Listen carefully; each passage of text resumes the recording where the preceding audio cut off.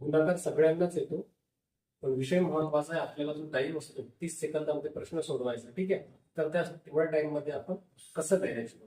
ठीक आहे, पाहूया यासाठी आपण शॉर्टकट्स. तर बघा करायचं कसं. जो 9 असतो 9 हा खूप महत्वाचा. काय करायचं, ज्याची बेरीज नव्हे, बेरीज 9 असेल ते कट करा.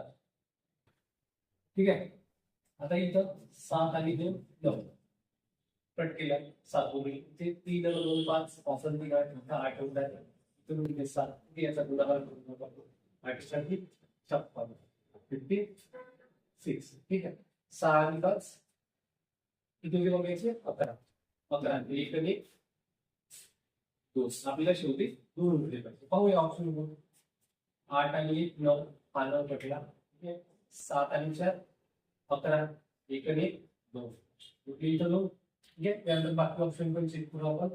9 म्हटला 7 आणि 1 8 8 आणि 1 9 एकदा 7 8 वगैरे 3.